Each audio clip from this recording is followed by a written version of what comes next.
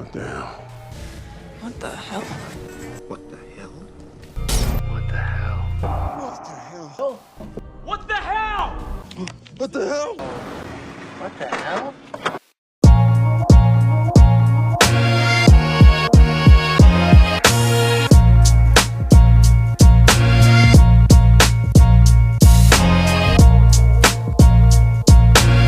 Hello, everybody, and welcome to What the Hell Should I Watch? The weekly rundown of what we're watching, which may become what you're watching, coming at you every Friday at 9 a.m. Pacific time on stevestebbing.ca. And this is actually the final episode of 2025. So I'm going to give a review of possibly one of the bigger films to end this year, as well as talk about a few things that I'm adding to my collection. But Chloe and I have something special for you. This is our top 10 of 2025, and we're really excited. I'm really excited Yeah. to see what you painstakingly put together, because it was definitely a painstaking process for me. So let's get it all started.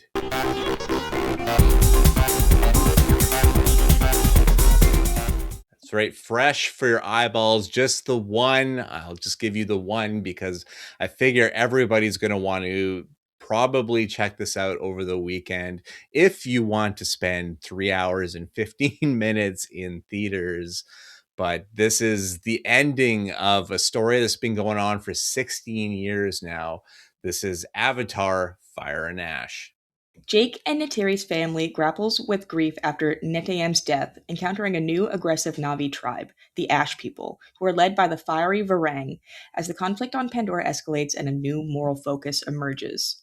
Starring Sam Worthington, Zoe Saldana, Sigourney Weaver, Stephen Lang, and Kate Winslet. Written and directed by James Cameron. So, I mean, I took you to the first Avatar film. Yes, in 2007, 2008. Nine? Again, 2009 strikes 2009. again. Yeah, 2009. And because it's been going on for 16 years, right? So, and it was and still is unbeatable for a 3D experience. I don't think there's any other film that has even come close to being the experience that Avatar is using that medium. And James Cameron knows how to use the science of film to create amazing stuff. What he doesn't know how to do is do script and do story. And this is a punishing 3 hours and 15 minutes that feels like it does a lot of rehashing and recycling. Aside from MVPs, in my opinion, Stephen Lang as Korich, I really like Stephen Lang as the villain in this, but also the new villain they brought in, played by Una Chaplin, who's actually the granddaughter of or maybe great granddaughter, of Charlie Chaplin, yeah. Weird. Okay. Yeah. So and she's quite good in this movie. It feels like really beautiful and really clean. The CG is incredible. There's no uncanny valley to this. It looks really, really, really solid. But underneath it, I don't care about characters. Like, I get lost in who's who sometimes. Yeah. And it's, I don't know. I also felt in this movie a little bit of Cameron borrowing from other filmmakers a little bit as well, because he borrows from himself in the second film. Because there's you've seen Way of Water, right? Yeah. The sinking of the ship, and Neytiri and the little one being trapped in the sinking hallway thing. That's straight up aliens. Yeah. Like, so I don't know. I just yeah, and 3 hours and 15 minutes is really long. I went into the theater at my screening started at 7:30 and I left at 11 o'clock. Like, it was a whole evening. Actually, last weekend, and the other two I'll bring in the new year. But Thursday, Friday, Saturday, I was at the movie theaters. I Wow. I saw Avatar on the Thursday. On Mhm. Friday, Hannah and I checked out the SpongeBob movie, Okay. Search for SquarePants, and then on Saturday, I saw The Housemaid. Okay. So That's the Sydney Sweeney movie. Sydney Sweeney one, yeah. So look forward to those reviews. But let's get nerdy here. Some people that are not in that cast list: Cliff Curtis, CCH Pounder, Joel David Moore, and Giovanni Ribisi come back for this one, as well as Jermaine Clement. And I didn't realize, maybe he was in it before, but David Thewlis is in this one, so I like him a lot. This movie is so much more around Spider's character. Like, it felt like he all of a sudden Okay. became like thrust front and center. Like, they were trying to make the son and his grieving process after the death of his brother in Way of Water. They tried to, like, it felt like he was a little secondary. That it was more a Spider's movie, to slight detriment. Did you see Scream 6? I want to say The yes. one in New York? I think so. I Okay. I think so. Yeah, how well, spoilers, but it's been out for a while. He's one of the killers. He's one of the ones that, because it turns out it's Dermot Mulroney and his two kids are the killers. There's a daughter and a son, and Jack Champion's the son in that movie. Okay. I like Scream 6. It was okay. But and Bailey Bass is Kate Winslet's character's daughter in it, one of the fish Navi. The teenage girl on that side is Bailey Bass. Have you watched Interview with the Vampire, the series? No. No? Okay. She plays Claudia on that series, so she's quite good. I like Bailey Bass. And let's getting even deeper here. Co-written by Rick Jaffa and Amanda Silver, who are a writing team, who have together wrote the live action Mulan, Jurassic World. Alan. But I talked about Amanda Silver on this podcast before because she wrote the original 1992 version of The Hand That Rocks the Cradle. And Josh Friedman also wrote some of this movie, the story for this movie as well, who I talked about with Fantastic Four: First Steps. And Shane Salerno, who wrote Savages, and then Alien versus Predator Requiem. Has Julia's shown you that one yet? No. I'm sure that's on the list. We lately it's been going down the Resident Evil pipeline. Oh, I'm so sorry. Some of those get so bad. Some of those get even Apocalypse is not very good. The second one is like not very good. And I don't know how well the first movie aged. So, the first movie was good, and then apparently the second movie is like regarded as the best one. But Apocalypse, I doubt. I don't think so. I don't know. I like Extinction, which is the third film. Right. Yes, in the desert in Vegas. Maybe it was that one that's regarded as the best one. I don't know. They're all pretty mid, but that one's okay. They're fun. Also, Shane Salerno also did Armageddon, space rock movie with Bruce Willis and Ben Affleck. The score for this one was done by Simon Franklin, who did the score for Magnificent Seven, the remake that Anton Fuqua did with Denzel Washington and Chris Pratt. And it was shot by Russell Carpenter, who is like a many-time James Cameron guy. Like, I think he won an Academy Award for Titanic, because I'm pretty sure he's the cinematographer on that. He brings rewards when he works with James Cameron. But besides that, he also shot Ant-Man, Shallow Hal, Okay. And Hard Target with Jean-Claude Van Damme. Have you Okay. watched any Jean-Claude Van Damme yet? It's a possibility. No, I've watched Clint Eastwood. Okay. Not, yeah. Okay. Because Russell Carpenter also shot Death Warrant as well. So two Okay. classic Van Damme films. But Avatar, I mean, it's an experience. You've seen the other films in theaters, right? Yeah. So you do plan on seeing this in theaters, I assume. Yes. Yes. So just do it. Just do it because you know what you're getting into. There's not, just don't expect to be dazzled by the story. I never am.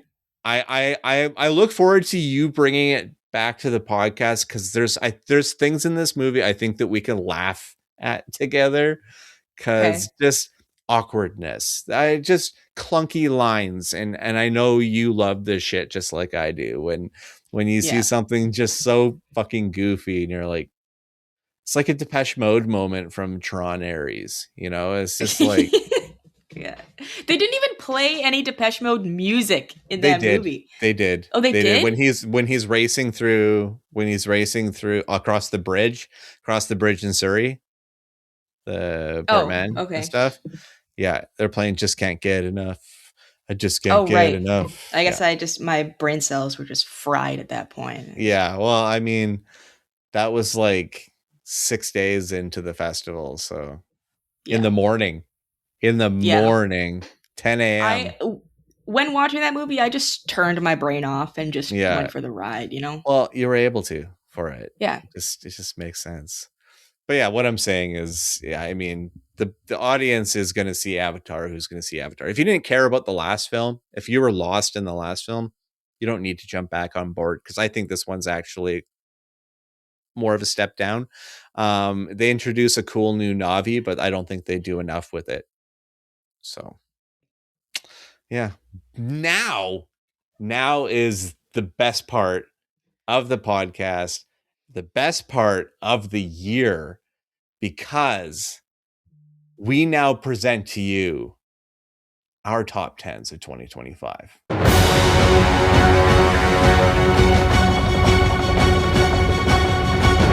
Ooh boy, this is exciting because you don't know mine and I don't know yours. We haven't pre-talked about this at all. I do know one of yours just for qualifying reasons, and I qualified it. The weird thing last year with yours number one was Can I Get a Witness? It then came out this year in March because then we reviewed it later. It was your number one this year. But as far as when I think about it, I really think all of the possible ones on that could be on your list from the festival and stuff, I think have seen release at this point. So I think you'd be okay. I actually only have one from the festival on here, and I know that it has released. Okay. There we go. So now I'm even more curious. That like now it's all up in the air. So let's get the ball rolling. What is your number 10 film of 2025? My number 10 film is Beast of War. This, like, I'm sorry, okay? This movie hits the trifecta for me. It's a shark movie. It's an Australian movie, and it's a World War II movie. I was powerless. This wasn't even a decision. This was I was legally obligated to do this. And it's perhaps the only good modern shark movie aside from Dangerous Animals, which is another Australian film. Mm-hmm. Yeah. And like the only other good shark movie that I can think of is Jaws, and that was the fucking 70s. So can we like it's hard to even like quantify that. Beautiful. Yeah. Beast of War. Nice. All right, my number 10 of 2025. It's another survival action film. Because my number 10 film is Predator Badlands. A kick-ass time in theaters. I was on the edge of my seat. It's so inventive. I've never seen anything like it. And it feels like it just delivers on the pulse pounding visuals. And I was 1,000% into this film. It's just absolutely brilliant. Yeah. Agreed. So yeah, and I think people that are going to stream it are going to be a little robbed on this one, but it was really great. All right, so number 9. Number 9 is 28 Years Later. It's a continuation of one of my all-time favorite zombie franchises. I think my number 2 favorite, first is obviously The Walking Dead. The low-key annoying main character of the 12-year-old boy is both a detriment but also a realistic depiction of a 12-year-old boy, especially in like this post-apocalyptic zombie society. Mm-hmm. And it doesn't exactly live up to the previous installments to me, but it's still great in its own way, and I really respect it for what it is. And I'm very excited for the 4th movie that's coming, right? Yeah, the tickets went on sale, I think today. They just haven't updated on the Landmark website for me, but Oh, yeah, geez. tickets went on sale for mid January. I didn't know it was coming that soon. Mid Wow, January. okay. Yep, exciting. That one's gonna be exciting. Alrighty, number 9 for me, and we're gonna stick with the horror. We're just gonna keep with that one. My number 9 is Zach Cregger's Weapons. This movie is not just horror, but this odd little creepy comedy to it. There's like this, there's a mean street comedy to this film that is impossible to ignore. It has some of the best cinematic sequences for me of the year, especially the car sleeping sequence. Just so creepy, creepy and so well done, and the use of shadow and everything. And Zach knows how to create mystery, and really dug that one. All right, number 8. Number 8 is It Ends, which is a film that hasn't been brought on the show yet because it hasn't seen theatrical release. You said it released on Letterboxd's rental service. I didn't know that was a thing that they had. That's where I saw the cover for it. I love a low budget indie horror. I think this was low budget. Mm-hmm. It is. Yeah, it's like micro budget. Yeah, it came off like that, but in the greatest of ways.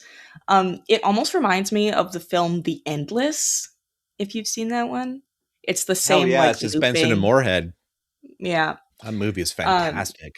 Yeah, that movie was great. And I really like the structure of it, of like the chapters being mileage. I thought that was really cool and really interesting. And the ending is just cryptic enough that it makes you think, and it allows you to come to your own conclusions without feeling like lazy writing. Nice. And I really appreciate that, because typically it does come up as just, I don't know how to end this shit. Whatever, you figure it out. Mm-hmm. Mm-hmm. Brilliant. Nice. I like it. I'm dipping into horror again for number 8 for me. And it is the Philippou brothers' Bring Her Back. A film that absolutely shook me. It like grabbed me by the shoulders and shook me. It is a jarring piece of film that is haunting. Features an incredible performance from Sally Hawkins. One of the creepiest and most disturbing sequences of the year involving cantaloupe. Maybe of all time involving cantaloupe. I don't like cantaloupe, so all of it's horrible. So all of it's a horror story to me, but yeah, just an incredible film, and a blind actress that had never acted before and was found through kind of a Star Search type thing. So really, really, really interesting film, and I think better than Talk to Me. Controversial statement, maybe, but I that's agree though. Yeah, 100%. alrighty. Number 7. Number 7 for me, you guys are probably noticing a pattern at this point, and it will continue throughout the entire list. It is Companion. Uh, Jack Quaid is always awesome to see on screen all the time. Um, and this film succeeds in the quite finicky genre, which is AI horror. Um, it usually just leans on the AI bad. Like that's all it ever does. Hmm. Um, but with this one, it's more like there is a human aggressor, which is Jack Quaid's character, and I really enjoyed seeing that just because it's something different, and I do like the idea of AI horror. It's just we get shit like Megan, Hmm. we get shit like Afraid with John Cho. Oh God. Oh God. Yeah. Yeah, Oh so God. Those are alrighty. So my number 7 is, I think, the definitive war experience film. I don't think they can ever do anything better or more immersive than it. And it's Alex Garland's Warfare. This film is an incredible piece of war cinema, and like a real time, real trauma, strapped to your back type of experience. And in theaters, it absolutely rocked me. It really, really rocked me. So there's no way that this movie is not in my top 10. It just has to exist there somewhere. Alrighty, number 6. my number 6 is actually a break from the rest of the list, and it is Warfare. It is Nice. Warfare. Yeah. Nice. Everything you said, this movie just blew me away.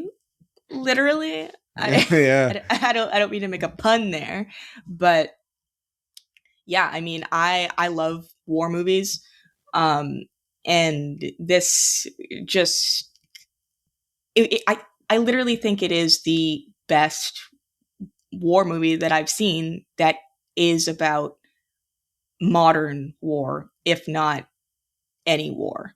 Hmm. Nice.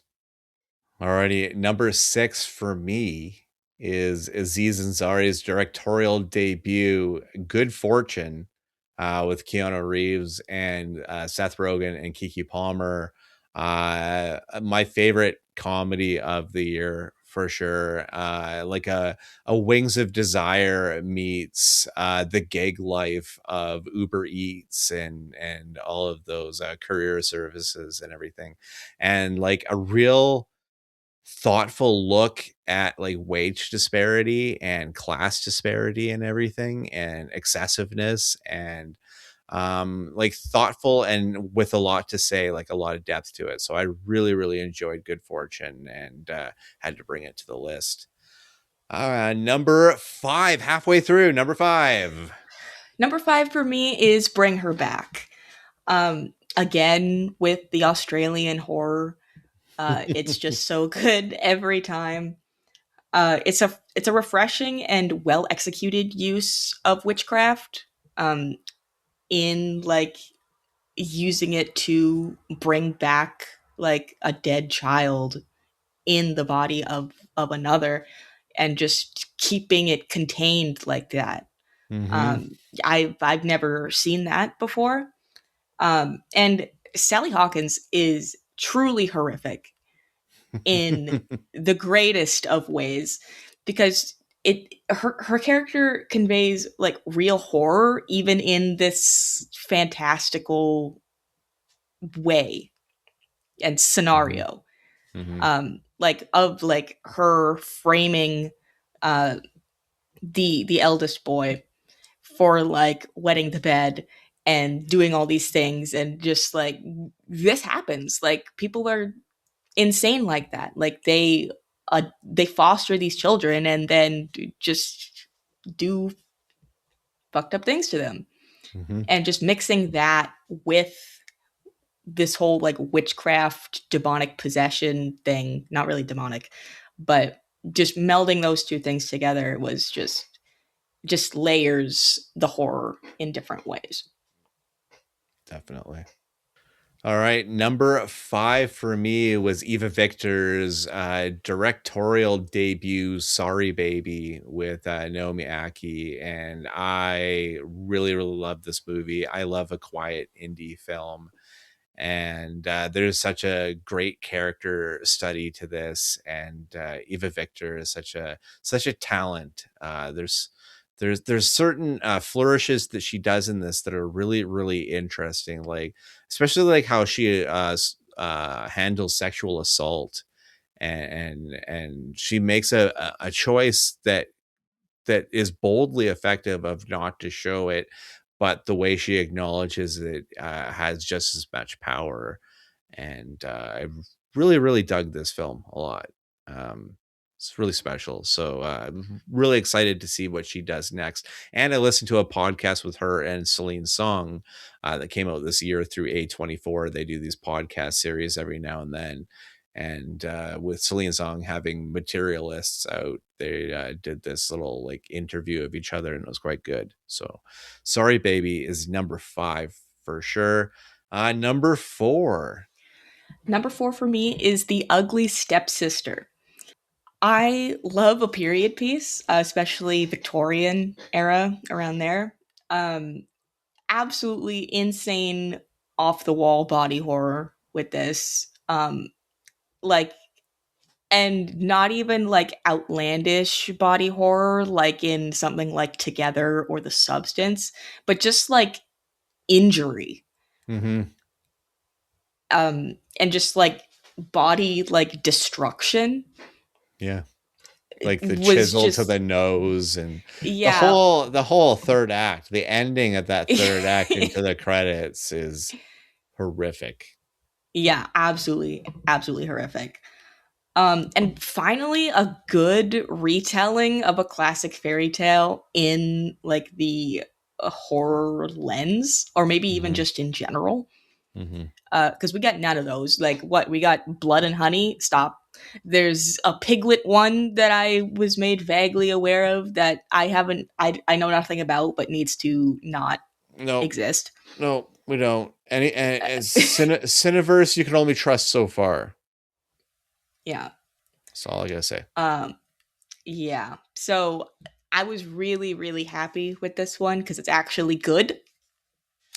And not just good, but just it rocked me. Like that's just it.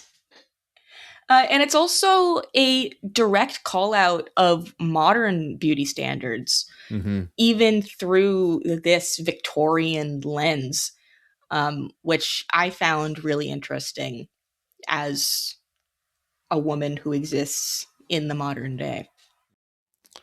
Alrighty. Number 4 for me was One Battle After Another, the Paul Thomas Anderson uh masterpiece about revolutionaries and uh like basically that becomes stoner paranoid stoner fathers of teenagers, and how unprepared you can be when shit kicks off once again. And Sean Penn's going to win an Academy Award for Best Supporting Actor for this, for sure. I think Chase Infinity might get some eyes on her for supporting actress. She's really good in this one, but also Teyana Taylor and Regina King are both really, really good. So, and Benicio del Toro as Sensei is phenomenal. Like, I love this film. The third act is fucking electric, and seeing it in theaters is a real experience. And just made me appreciate film, like films that really go for it. So that's why One Battle After Another is definitely number 4. Number 3. Number 3 is Begonia. Now, I'm sure seeing this movie so late in the year really helped it. But I mean, just Emma Stone is just stunning in this. Like, I can't get over it. Like, I couldn't stop staring at her the whole time. And every actor is just giving it their complete all in this, and it comes through in the best of ways. And it keeps you guessing and keeps you confused, but not to the point of like repetition, or like being frustrated because it'll contradict itself, because that's another thing that mysteries tend to do that are trying to confuse you. They'll just contradict themselves constantly. I mean, like Yorgos, I have not seen a bad thing from him yet. So yeah, really enjoyed that one. Nice. My number 3 of 2025 is Begonia. Because of all the reasons that you said, and some bold first time performances. Aiden Delbus as Dom, the cousin, who gets sterilized by his crazy cousin. Like, chemically castrated. There's just crazy shit in this movie. And Stavros Stavi as the cop who definitely molested Jesse Plemons. Definitely. Yeah.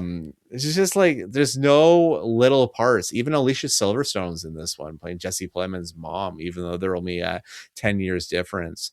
But Yorgos just delivers, and it's a hell of an experience. Begonia was just a jaw-dropping time. All right, number 2. We're getting to the last 2 here. Number 2 is The Long Walk.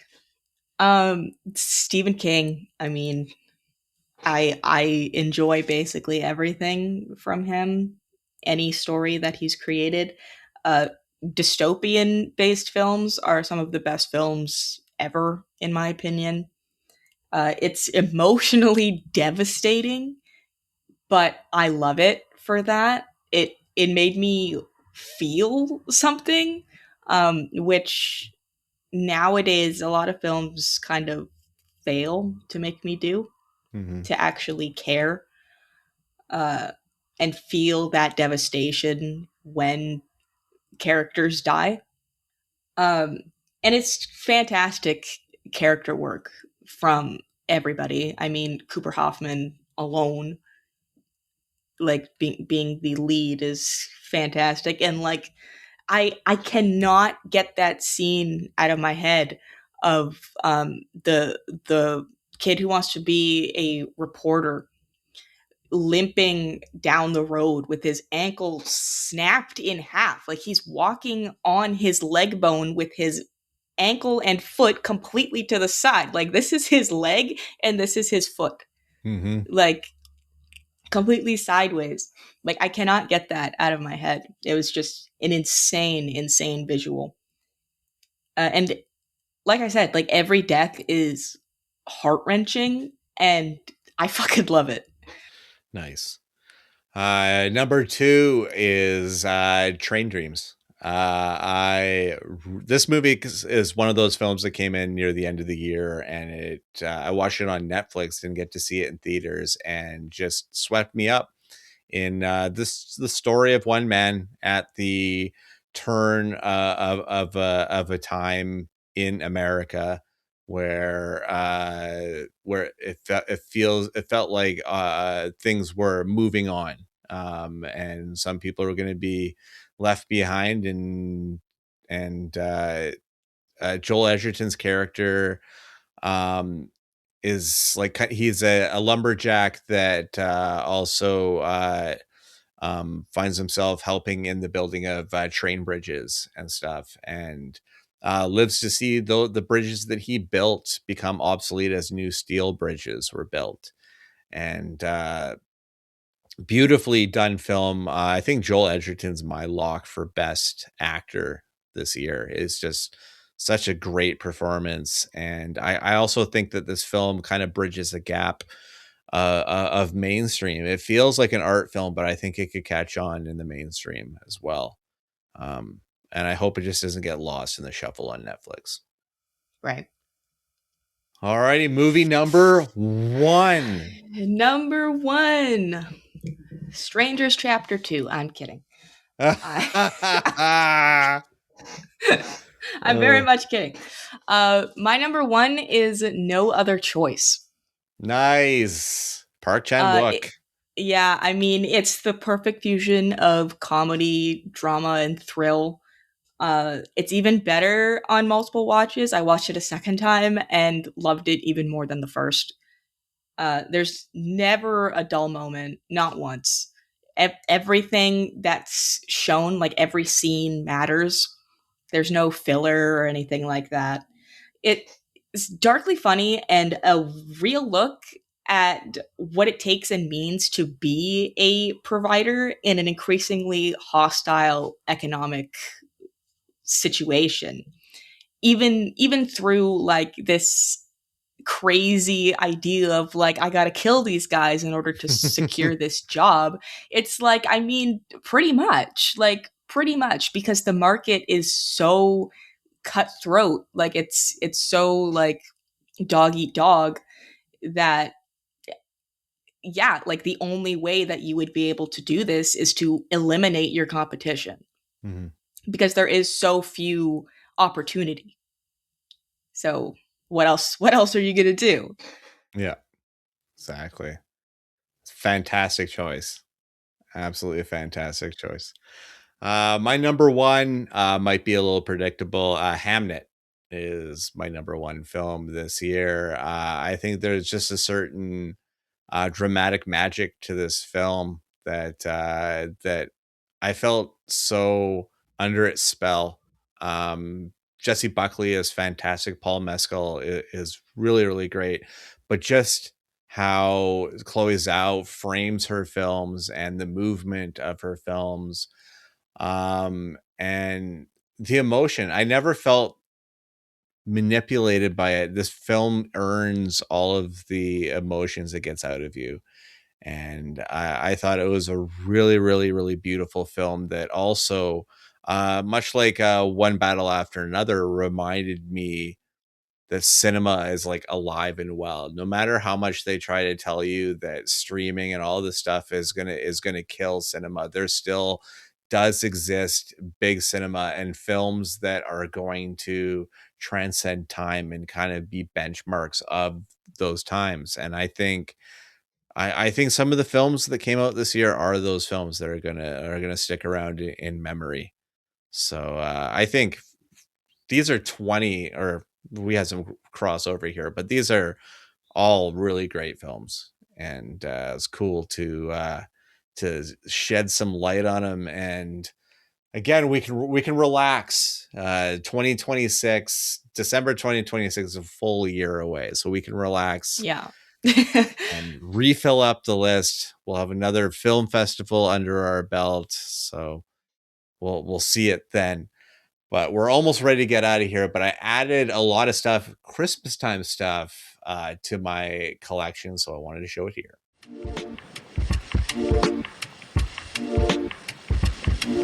Okay, let's put it in perspective here. There was like flooding down in the lower mainland area, which I assume delayed a bunch of these releases. All of my December releases got delayed. And of course, this being the last episode of the year, I got to unload because I got a bunch of stuff, but it's pretty cool stuff. I upgraded my Blu-ray copy of one of the best shows made, I would say, at least in the last 10 years, and a show that I've called on many occasions serotonin in television form. I got Ted Lasso on 4K now, so I'm super pumped about that because it's definitely one of my favorite shows ever. I got a movie called Code 3, which is like an action comedy about a retiring EMT that's given the ropes to a new guy. It stars Rainn Wilson and Okay. Lil Ray Howery. Okay. So Dwight Schrute is trading in the office for an EMT for an ambulance. But an interesting thing well, it's just interesting thing to me is there's an actor in this named Paige Kennedy as well. And they were in a show together. Him and Rainn Wilson were in a show called Backstrom together. And it was filmed in Vancouver, and I was a PA on that show. Oh. So there we go.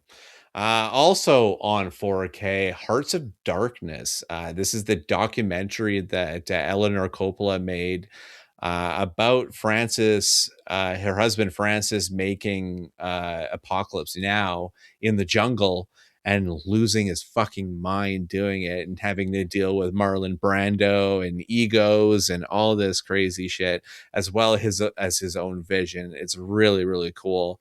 I also got Scarlett Johansson's directorial debut, Eleanor the Great, with June Squibb, where she plays a woman whose a lifelong friend dies, and she accidentally adopts her friend's Holocaust survivor past as her own in a quirky way. It's a really hard movie to describe. This one, I have no idea what it is. I got it for Hannah because Hannah is a big fan. They have a poster of this, so I figured they'd be into it. I think it's a concert. It looks like a concert, very colorful looking stuff. But it's Hatsune Miku, Magical Oh my God. Mirai. Yeah. Okay. Yep. Yeah. What do you know about Hatsune Miku? I just know that she's not really an anime character. She's more like Vocaloid, I think is what it is. She's like a digital musician. Oh, okay. Yeah. She's AI? She's Not AI music? AI because she's been around longer than AI, but she's more like a creation. Okay. Like she's like Is she like Krieger's girlfriend on Archer? like she's created by somebody else. Yeah. Gotcha. And then like I'm trying to think of like the word here. Like she's like a facade. Okay. Or like a VTuber, if you know what that is. No. I'm No. like Okay. blank. I'm so blank. I learned at least a little bit of what Hatsune Miku is. So yeah. Okay. But I have that now in the collection. Let's end it off with some 4Ks. I got Rent 4K. Do you know Rent? The musical? Where is the rent? I must have the rent. Dollars, dimes, and nickels. I need them all right now. The musical, yeah. I was like, yeah. I saw it in high school. Okay. And I'm not a musical guy, but I really enjoyed the production that I saw in high school. Like we went downtown to, I think it was the Orpheum or something like that to see it, and it was I enjoyed it. So when I saw it available to pick up from Allied, I was like, yeah, okay, I'll grab that one. And lastly, Awakenings with Robert De Niro and Robin Williams. It's from Penny Marshall. And I really, really dug this movie. This is a classic. I think I even watched this in school. We watched it for a class that was only on for 1 year in high school called Theater and Film Criticism. And we watched Awakenings.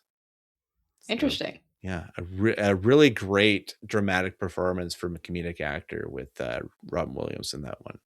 So Really happy to have that on 4K. Well, that brings us to the end of this episode and the last episode of 2025. But what are we going to talk about on the next episode, the first episode of 2026?